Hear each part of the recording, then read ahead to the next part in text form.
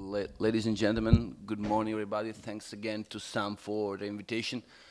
As you can probably understand hearing my voice, I'm a little bit sick, but I couldn't miss the opportunity to get back to Baku once again after my first visit in 2012. The city is getting beautiful, more beautiful, and it's a real pleasure to get back here. Nona just focused her presentation on the endogenous drivers for change in the European energy picture.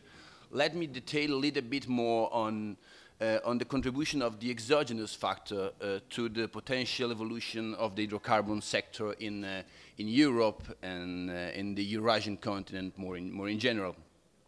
The US shale boom is certainly one of the major drivers the global energy sector experienced in the last decades.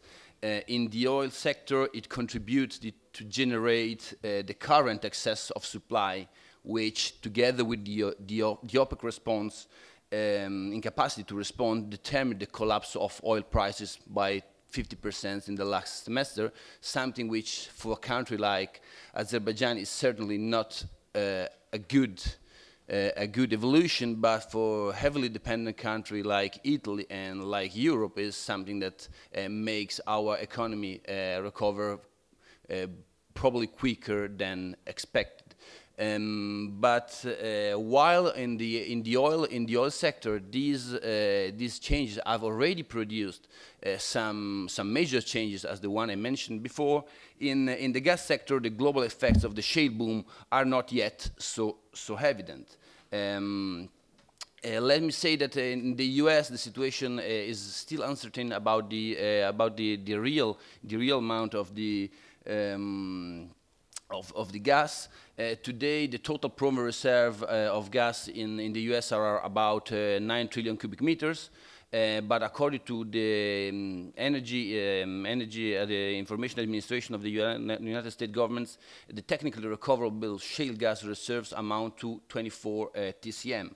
And if you consider that the leading countries in the world are Russia and Iran, with about 30 BCM of natural gas in their soil, you can understand the impact of the shale revolution at the domestic level, but potentially also at the external one.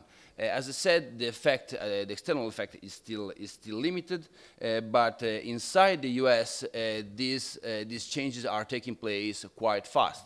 Between 2007 and 2012, U.S. gas production registered a 20% increase and peaking to our 687 BCM in 2013. And by 2009, the United States is the world's large producer of gas, preceding Russia. So, from being a net importer of natural gas and from planning to build a new regasification infrastructure to import gas from abroad, in a matter of few years, the United States found themselves in the condition to be self-sufficient and to possibly export natural gas towards other countries and towards the international market. So they are now converting. Their infrastructure to implement export policy. In this situation, which are the major impact for the global gas markets, and in particular for the European situation in terms of gas supply and demand. Let me stress that the U.S. unconventional revolution will contribute to reconfigure the energy map and the trade relationships in the gas sector in three main aspects. The first one is certain that the new exports of natural gas from the U.S. will be possibly ready to reach international markets. It's not clear yet which will be the amount of U.S. gas capable of reaching the markets, but it's quite clear that they are going to export these volumes. The traditional US suppliers, I mean in particular Canada, but also Trinidad and Tobago, will be able to export those volumes that in the past years were destined to the American market. And for instance, coming from Italy, let me stress that the Italian Ministry of Economic Development has already signed a memorandum of understanding with Canada in order to facilitate the export of LNG from Canada to the Italian market. And of course, a third impact expected by this revolution is to change the practice of pricing of natural gas, moving it from the traditionally oil-pegged long-term contracts to a more flexible and spot-based market. This is going to take place progressively, even because today the global energy market are still flat and is still declining. But the expectation of these new volumes coming to the markets from the US can become a potential driver for these changes. And what about the European Union? And what about the European energy picture? On the one hand, the one I already mentioned, the American revolution, the unconventional revolution, can produce a sort of LNG effect, or the possibility to export this gas to the European markets. And we are also, I'll go in depth afterwards, we are seeing the efforts of some countries, in particular the heavily dependent country on Russia, to develop their own capacity. And also during the beginning of the Russia-Ukraine crisis, the LNG, the US LNG, was presented as one of the potential solutions for the EU to escape from the threat of supply disruption from Russia. The reliability of this possibility in the near future is questionable, but for sure in a strategic perspective, this is something that at a European level is expected to become an important pattern of the puzzle. The second effect is the shale replication effect, because in various European countries, the possibility to develop their own potential unconventional resources and the decreased external dependence from particular suppliers such as Russia has been considered and has been already implemented by European countries. So the European response. During this year has been progressive, but has been already noticed by both Director Mamhadov and Director Greco and Nona. The European Union is today as a crossroad, because last 25th February, Vice President for Energy Union Maroš Šefčovič presented a communication describing the Energy Union. And the Energy Union has in its content, in particular in its first part, some measures concerning both the development of LNG and some initial, very tentative approach towards the shale development.